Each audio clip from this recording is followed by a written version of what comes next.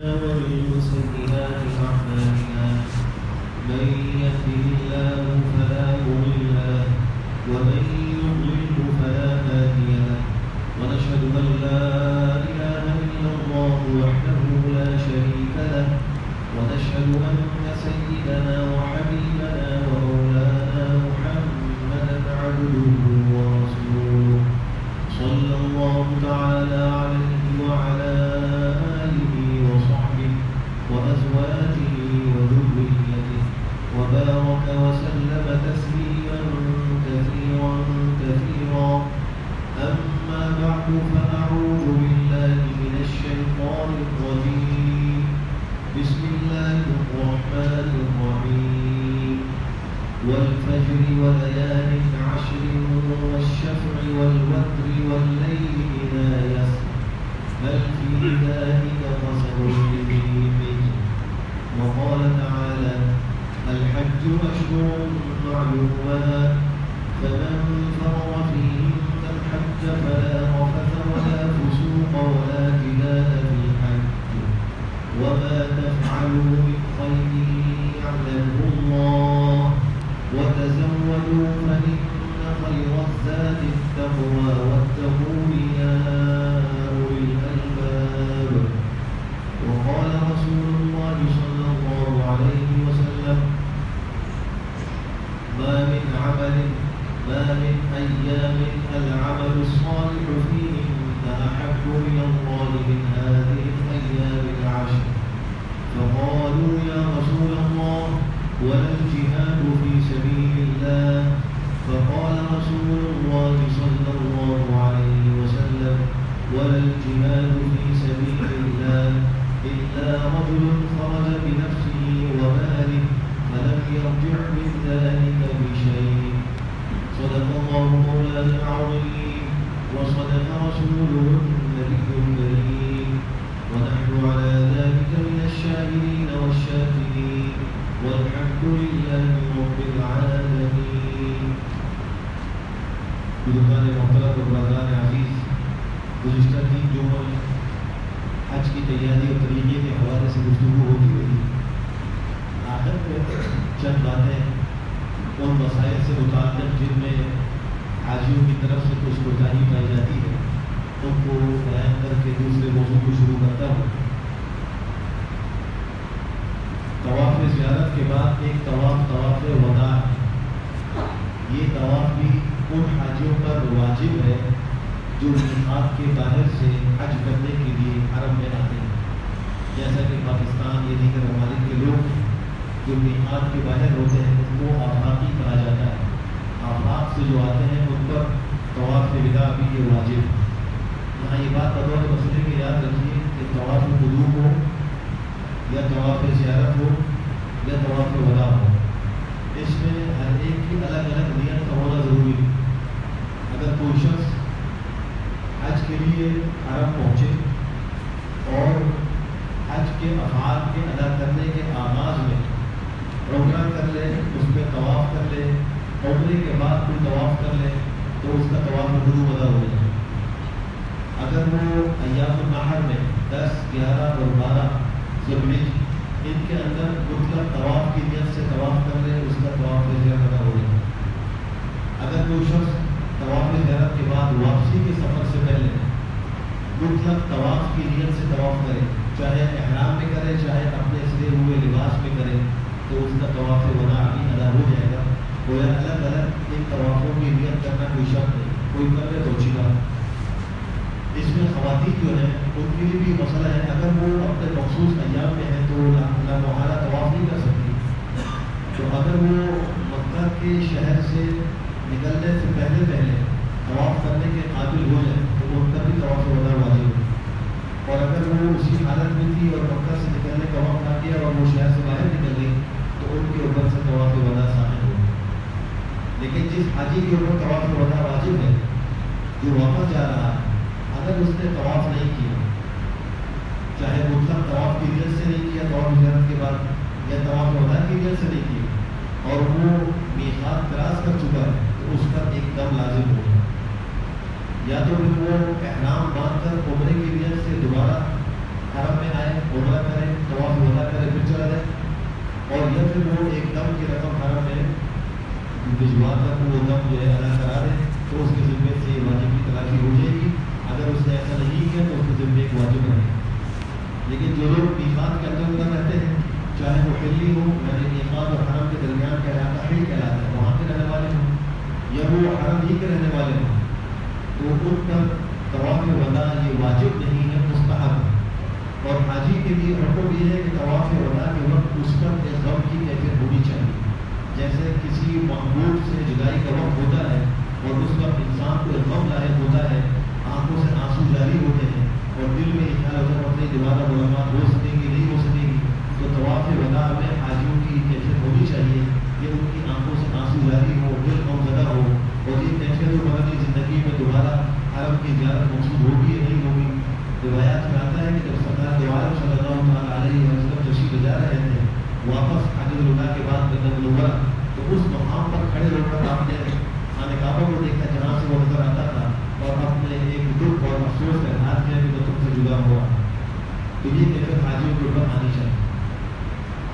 پھر جب مدینہ منورہ جائیں تو وہاں کی حاضری میں ادب کا بڑا خیال ہے.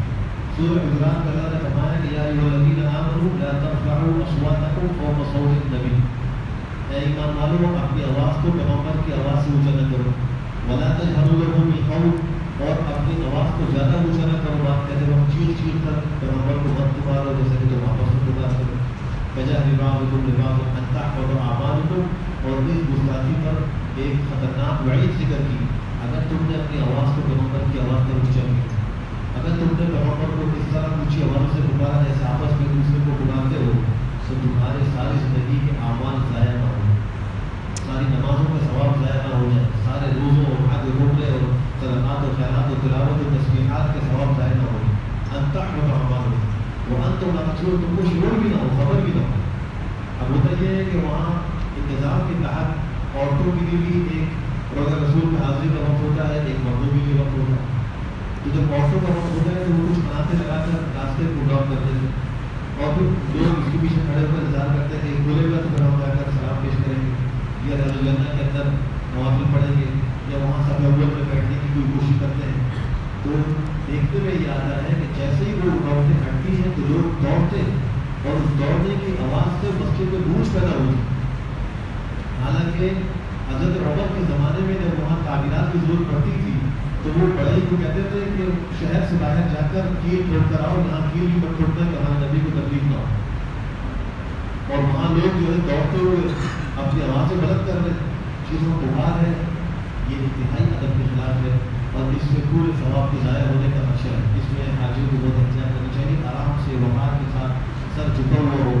ذرا انسان سوچے دنیا کے کسی بادشاہ کے سامنے حاضری ہو رہی ہو, اس کے دربار میں, اور وہ اپنے تخت پر بیٹھا ہو, اور وہاں سارے اس کے ارد گرد مصاحبین بیٹھے ہو, وزراء بیٹھے ہو, اور اس ایک شخص کو ملاقات کی اجازت ہوئی ہو, تو وہ کتنا احترام کرتا ہے, نیا لباس پہنتا ہے, خوشبو لگاتا ہے, اور اس دربار میں داخل ہوتا ہے تو وہاں کے پورے پروٹوکول کا خیال کرتا ہے کہ میری وجہ سے یہاں کوئی اصول نہ ٹوٹ جائے, کوئی نامرضی نہ ہو جائے.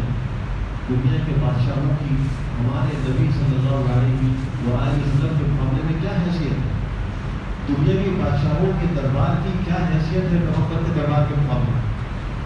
جو پیغمبر اپنے روزہ میں حیات ہے اور امت کا درود شریف ان کو بتایا جاتا ہے, وہ اس کو سنتے ہیں, جواب دیتے ہیں, اور جو خود روزے میں حاضر ہو کر آپ کو سلام پیش کرے, آپ اس کو جواب دیتے ہیں, اس کا وہ سلام سنتے ہیں. تو جو ایسی عظیم مرتبہ اور شخصیت موجود ہے, ان کے ادب کے اندر انسان بالکل بے ادب ہو جائے اور بے پرواہ ہو جائے, یہ انتہائی افسوس کی بات ہے. تو منورہ کی حاضری میں ادب کا بڑا خیال ہے. وہاں ایک نماز جنازہ کا مسئلہ بھی آتا ہے, تقریباً ہر نماز ہی میں وہاں جنازہ ہوتا ہے, اور حج کے موقع پر بھی ویسے ہی ہوتا ہے. کچھ رشوت ہوتا ہے, کچھ مقامی لوگوں کا جنازہ ہوتا ہے, کچھ حاجیوں میں انتقال کر جاتے ہیں ان کا جنازہ ہوتا ہے. تو وہاں جنازہ فرض نماز کے فوراً بعد ہوتا ہے. کچھ لوگ فرض نماز کے فوراً بعد سنتوں کے لیے کھڑے ہو جاتے ہیں. حکم یہ ہے کہ جب جنازہ اور سنتیں دونوں کا تقابل ہو اور سنتیں بعد میں پڑھی جا سکتی ہو تو سنتوں کو مؤخر کیا جائے اور جنازے کو پہلے پڑھا. تو جنازے کے اندر شرکت کے بعد اپنی سنتوں کو ادا کیا جائے, سنتوں کو پہلے نہ پڑھا جائے. ایک جنازے میں شرکت کا ثواب علی شریف کی روح سے احد پہاڑ کے برابر صدقہ کرنے کا ہے. ہر نماز میں احد پہاڑ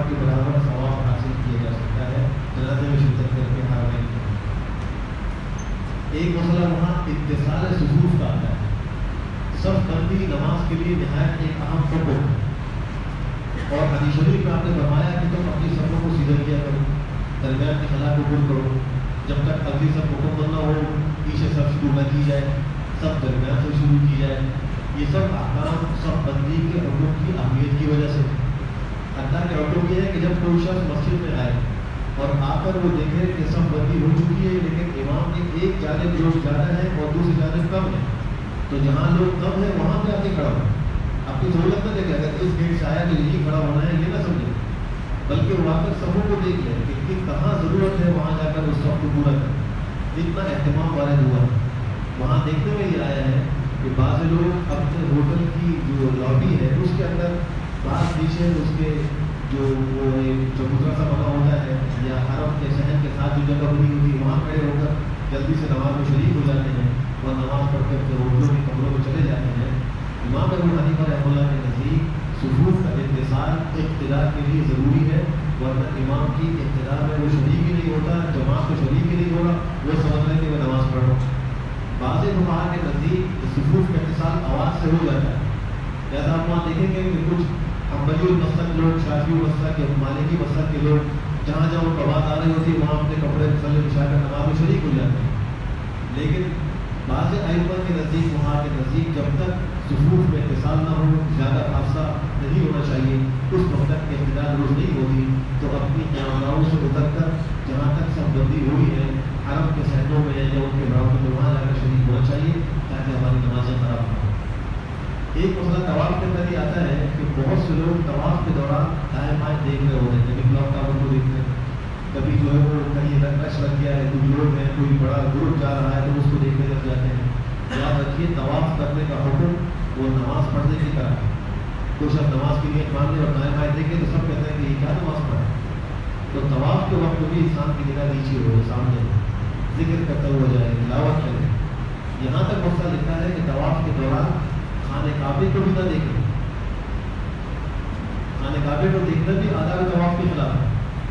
یہ بھی حکم ہے کہ طواف کے دوران اس کی پشت یا اس کا سینہ کعبے کی طرف نہ ہو, بلکہ جتنا حصہ اس نے ایسے طواف میں گزارا جس میں اس کی پشت خانہ کعبے کی طرف تھی یا اس کا سینہ خانہ کعبے کی طرف تھا, تو اتنا طواف اس کو دوبارہ کرنا ہوگا.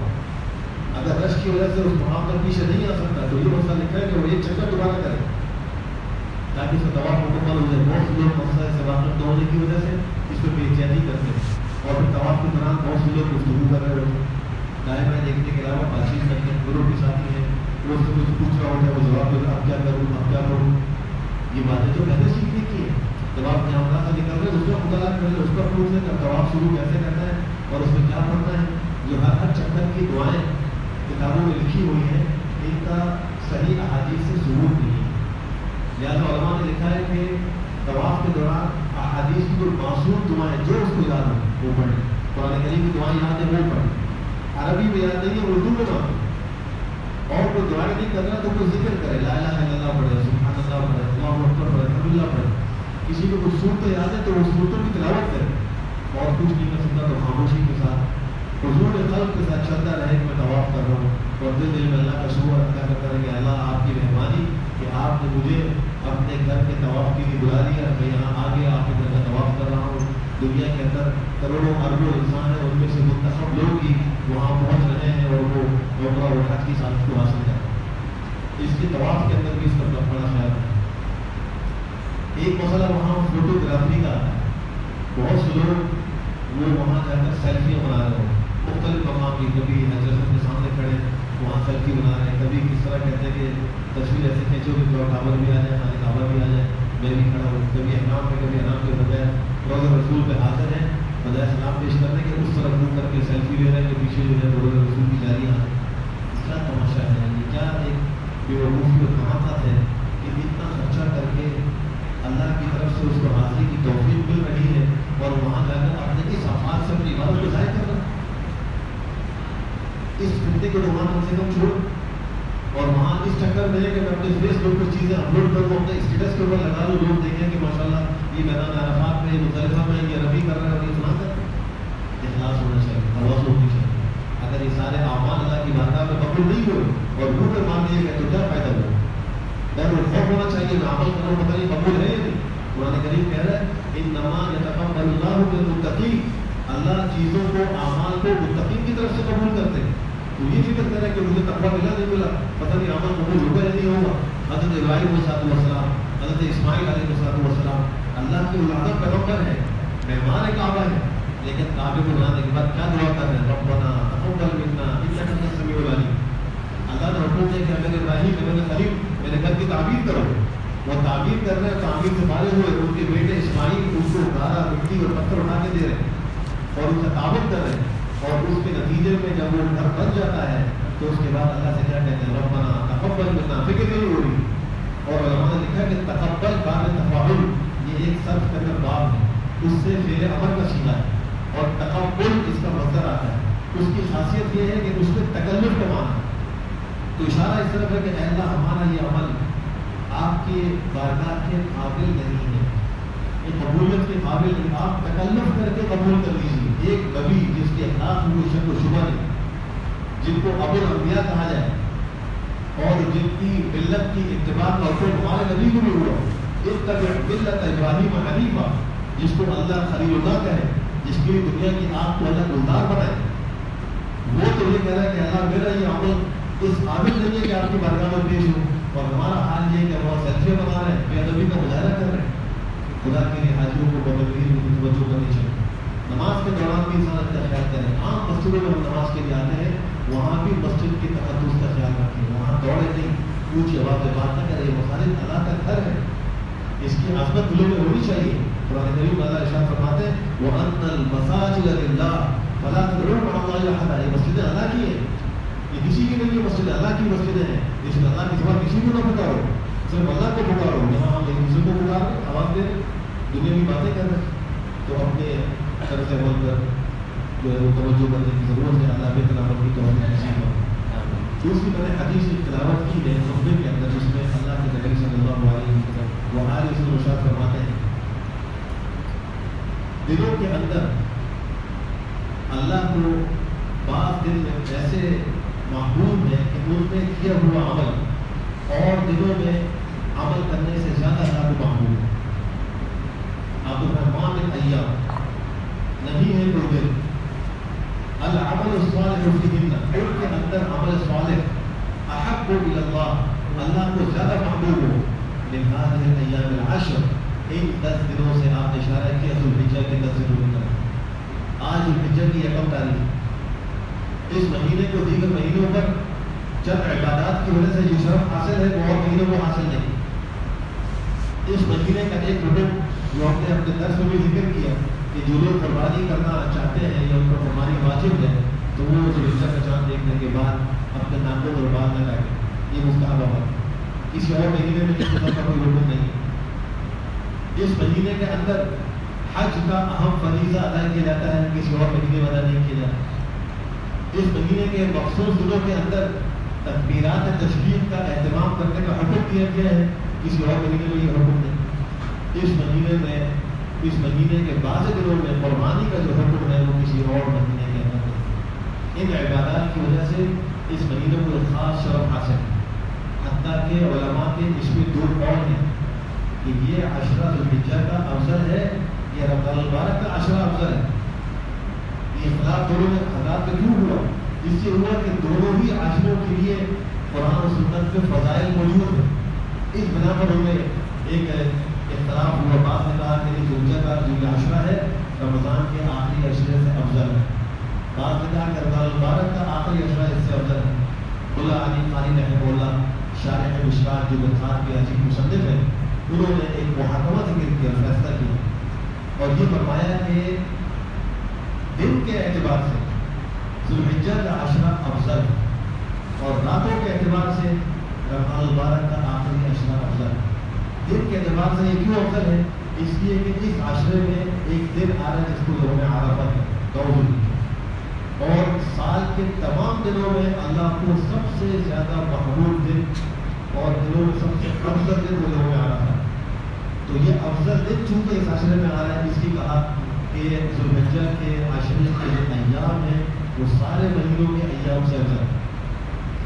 اور رمضان المبارک کی راتوں کو اگر اس سے مانتے کہ ان راتوں میں شب قدر ہے، اور شب قدر تمام سال کی راتوں میں سب سے افضل رات ہے، اس لیے اس کی راتوں کو انہوں نے افضل قرار دیا. دونوں قسم کے قولوں کو ایک طرح سے جمع کیا. تو اس مہینے کے لیے آپ فرما رہے ہیں کہ اللہ کو دیگر دنوں میں اعمال اتنے محبوب تھے جتنے اس عاشرے کے اندر اللہ کو محبوب ہے. صحابہ نے سوال کیا کہ اللہ کے راستے میں جہاد بھی اللہ کو اتنا محبوب تھی جتنا ہی عمل اس مہینے میں محبوب ہے. آپ نے فرمایا ولا جہاد سے اللہ کے نزدیک جہاد سے بھی افضل اس عشرے کی عبادت ہے. پھر آپ نے کہا کہ ایک صورت ہے الا رجل خرج بنفسه وماله فلم يرجع من ذلك بشيء، مگر وہ شخص جو اللہ کے راستے میں جہاد کے لیے اپنی جان اور مال لے کر نکلے اور پھر وہ دونوں ہی لوٹا دے اور شہید ہو جائے، کسی چیز کو واپس لے کر نہ آئے، تو وہ تو اس کی برابری کر سکتا ہے، بلکہ کوئی اور عمل اس کی برابری نہیں کر سکتا. ایک حدیث میں آپ نے فرمایا کہ یہ جو دن ہے یہ سب سے زیادہ عظمت والے دن ہیں، ان میں اللہ کی تکبیر، تحلیل، تسبیح، تحمیل بکثرت کرو. اور فضائل کی روایات میں آپ نے فرمایا کہ جو شخص 100 دفعہ اللہ اکبر کہتا ہے اللہ سبحانہ و تعالیٰ اس کو 100 عربی غلام آزاد کرنے کا ثواب عطا کرتا ہے. جو 100 دفعہ پڑھے الحمدللہ سبحان اللہ 100 دفعہ پڑھے تو ثواب فرمایا کہ 100 عربی غلام آزاد کرنے کا ثواب اس کو ملتا ہے. دوسرے نمبر پر الحمدللہ جو 100 دفعہ یہ پڑھے تو اس کو ساز و سامان سمیت 100 گھوڑے اللہ کے راستے میں غزوے کے لیے دینے کا ثواب ملتا ہے. اور اس کے بعد تیسرا کلمہ اللہ اکبر، جو اللہ اکبر پڑھے اس کو 100 دفعہ جو پڑھے اللہ سبحانہ وتعالیٰ کی طرف سے اس کو 100 اونٹ قربان کرنے کا ثواب ملتا ہے، اور قربانی بھی وہ اللہ کی بارگاہ میں قبول ہوگی. اور فرمایا کہ جو 100 دفعہ لا الہ الا اللہ پڑھے اس کو اتنا ثواب ملتا ہے کہ اس کے ثواب سے زمین سے لے کر آسمان تک کی پوری فضا بنے. ان دنوں کے اندر تسبیح، تحلیل، تکبیر اور تحمیل کا کثرت سے اہتمام کیا جائے. بہت سے لوگ ان دنوں کے فضائل سے غفلت کی وجہ سے ضائع کرتے ہیں، ان کو پتہ بھی نہیں ہوتا کہ کیسے اہم دن شروع ہو. نماز با جماعت کا اہتمام کیجیے. عورتیں گھروں کے اندر اول وقت میں ان دنوں میں خاص طور پر نماز پڑھنے کا اہتمام کریں. ویسے ہی ان کو چاہیے کہ اول وقت میں نمازیں پڑھا کریں، لیکن ان دنوں میں خاص طور پر اس کا اہتمام کریں. حدیث شریف کی روح سے اس مہینے کے اس عاشرے کے 9 دنوں میں جو شخص روزہ رکھتا ہے ہر ایک دن کے روزے کے بدلے میں اس کو 1 سال کے روزوں کا ثواب ہوتا ہے. یہ ضروری نہیں کہ وہ 1 سے 9 تک سارے کے سارے روزے رکھیں، جس کو ہمت تو 1 رکھیں، ہمت تو 2 رکھیں. اور فرمایا کہ یوم عرفہ 9 ذوالحجہ کا جو روزہ رکھتا ہے اس کی 1 سال اگلے اور پھر سے گناہ اللہ بخش دے. جو شخص اس عاشرے کی راتوں میں عبادت کرتا ہے اس کو ہر رات کی عبادت کا ثواب شب قدر کی عبادت کے ثواب کے برابر ملتا ہے. یہ اتنی اہم راتیں اور اتنے اہم ایام ہیں. اب دیکھیے حدیث شریف میں جو فرمایا کہ اللہ کو ان دنوں میں کیا ہوا عمل سب سے زیادہ محبوب ہے. جب عمل محبوب ہے تو کیا عمل کرنے والا محبوب نہیں ہو؟ یقیناً ہوگا. جو شخص ان دنوں میں عبادات کر رہا ہے، نماز پڑھ رہا ہے، تلاوت کر رہا ہے، جب اس کی تلاوت اور نماز اللہ کو محبوب ہے تو وہ شخص بھی اللہ کو محبوب ہو جائے گا. قرآن کریم کی آیت سے معلوم ہوتا ہے کہ ان کنتم تحبون اللہ فاتبعونی یحببکم اللہ ویغفر لکم ذنوبکم. کہ اللہ کی محبوبیت کا ایک سبب جناب نبی کریم صلی اللہ علیہ وآلہ وسلم کی سنتوں پر اتباع. جو شخص اللہ کے نبی کی اتباع کرتا ہے اس کو اس کے بدلے میں اللہ کی محبوبیت ملتی ہے، اللہ کو محبوب کرتا ہے. یحببکم اللہ. حدیث شریف کی روح سے ان ذوالحجہ کے دنوں اور راتوں میں جو عبادت کرتا ہے اور اللہ کی بارگاہ میں محبوبیت کا مقام حاصل کرتا ہے. اس لیے ان دنوں کی قدردانی کیجیے. خاص طور پر گناہوں سے بچنے کا بڑا اہتمام کیجیے. ہم میں بہت سے لوگ ایسے ہیں کہ وہ سال کے مخصوص دنوں میں یا ماہ مبارک میں نیکیوں کا تو کچھ اہتمام کر لیتے ہیں، لیکن جس طرح گناہ سے بچنا ضروری ہے اس کا اہتمام ہونا چاہیے وہ اہتمام نہیں کر پاتا. عبادات بھی چل رہی ہے لیکن ساتھ گناہ بھی چل رہے ہیں. کچھ گناہ بندوں میں ایسے عام ہوئے کہ ان کو اب گناہ نہیں سمجھا جاتا. ان میں ایک داڑھی مڈانے کا گناہ ہے، انتہائی معاملت کا نظر کرتا ہوں. داڑھی کا مڈانا چاروں مذاہب میں مردوں کے لیے ناجائز اور حرام. یہ گناہ ہمارے معاشرے میں ہے. تخنے کا اوپر سے آنے والے لباس سے چھپانا، شلوار، تہبند، پینٹ، پتلون، ٹراؤزر، لنگی، کوئی بھی لباس جو اوپر سے نیچے آ رہا ہے اس سے مردوں کا تختوں کو چھپانا یہ منع ہے، لیکن یہ سلسلہ جاری۔ خواتین کے لیے چھپانے کا حکم ہے، ان کی پنڈلیاں بھی بڑھانا ہو رہی ہے، اور مردوں کو کھلا رکھنے کا حکم ہے، ان کا پنجہ زمین پہ گھسٹ رہا ہے۔ ایک طرف محبت رسول کا دعویٰ، ایک طرف اسلام اور مسلمان ہونے کا دعویٰ، اور دوسری طرف پیغمبر کے احکام کی اور قرآن کے احکام کی صریح خلاف ورزی۔ یہ دعوت کے اندر مطابقت نہیں، قول و فعل مطابقت نہیں۔ ہونا یہ چاہیے کہ ان گناہوں سے توبہ کا اہتمام کیا جائے۔ خواتین کے اندر ایک گناہ بے پردگی کا عام ہوا، اور وہ اس میں ایسی پڑی کہ آج ان کے یہاں بے پردگی کوئی گناہ ہی نہیں۔ اپنے بال کھول کر بغیر دوپٹے کے یا گلے میں دوپٹہ لے کر، جینس کی پینٹ پہن کر، شرٹ پہن کر یا چست لباس پہن کر، اگر چست لباس نہ بھی ہو تو بے پردہ عورت کا نکلنا باہر کسی صورت میں جائز نہیں۔ یہ عورتیں انتخاب کر رہی ہیں، آپ دیکھ رہے ہیں، اپنے محلے میں دیکھ رہے ہیں، لیکن خواتین کی اس سے توبہ کی توفیق نہیں ہو رہی، اس سے فکر نہیں ہو رہی۔ مردوں کو گھر کے اندر اس کی فکر نہیں ہو رہی کہ عورتوں کو سمجھائیں کہ بھائی آپ کے لیے ضروری ہے، لازمی ہے۔ کل قیامت میں ہر شخص سے اپنی رعیت کے بارے میں پوچھ ہوگی کہ آپ نے اس کو شریعت کے احکام کے مطابق چلانے کا اہتمام کیا یا نہیں کیا۔ الا کلکم راع وکلکم مسئول عن رعیتہ، تم میں سے ہر شخص نگہبان ہے اور اس سے رعیت کے بارے میں سوال ہوگا۔ ایک گناہ ہمارے معاشرے کا وہ سودی لین دین۔ ابھی کچھ دن قبل سپریم کورٹ کے فیڈرل شریعت بینچ نے ایک تاریخ ساز فیصلہ دیا، اور اس فیصلے میں یہ کہا کہ ہمارے بینکوں میں ہونے والا جو سودی معاملہ اور نظام ہے یہ قرآن کریم کے سود ہی کی مثل ہے۔ جیسے قرآن کا بتایا وہ سود حرام ہے، یہ بھی حرام ہے۔ 30 جون تک تمام یہ کاروبار بند کر دیا جائے، اور آئندہ 5 سالوں میں ملک کے اندر سودی نظام کے خاتمے کی کوشش کی جائے۔